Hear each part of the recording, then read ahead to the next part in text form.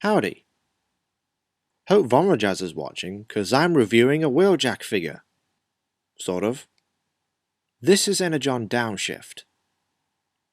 As you'll see throughout the video, he is quite clearly an homage to Generation 1 Wheeljack, and he's named Wheeljack in Superlink, the Japanese dub of Energon. Though thanks to this guy stealing the name in the US, they went with Downshift for some reason. Not that it mattered. In the English dub, his and Cliffjumper's names were constantly switched.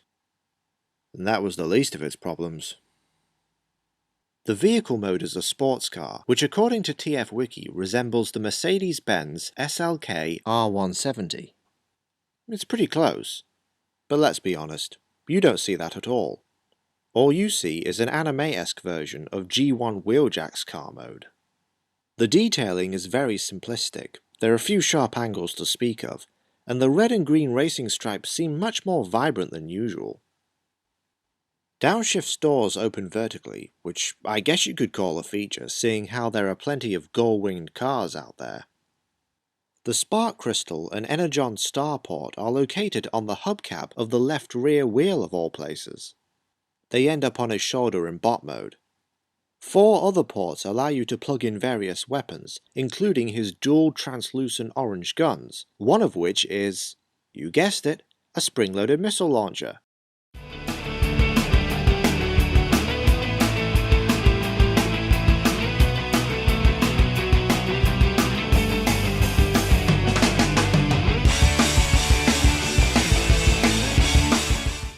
Let's see now. General color scheme? Check. Similar transformation? Check. Car roof chest? Even if it is a fake? Check. Head sculpt with ribbed mouthplate and translucent ears? Yep, it's a Wheeljack homage, alright. In fact, before Generations came along, fans were repurposing this as sort of a classic style Wheeljack. Though to make Downshift stand out a little more, they threw in this weird greenish tan into the mix. Not my favourite colour choice. The Superlink version replaces this with a far superior grey or silver, but let me tell ya, this is preferable to that ugly Universe 1 repaint. Ugh. Homage aside, I generally like the look of the robot mode more than Prowl's, and the articulation's just as basic. You have a mixture of hinges, ball and sockets, and each lower leg swivels below the knee. Well, if he had any. For armament, the car's exhaust pipes form neat little shoulder cannons. He can wield his translucent weapons individually. And then there's this. The spoiler is actually removable, and you can plug the guns onto either side of it. No, me neither.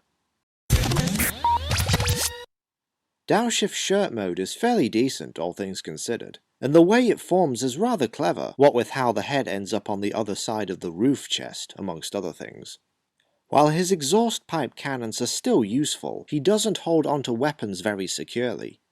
That's cause his feet are stored inside what are now forearms, and they block the fist holes. Though I guess you could flip them out and pretend they're claws or something. Pants mode, on the other hand, is pretty bad. All you do is fold his head and arms back.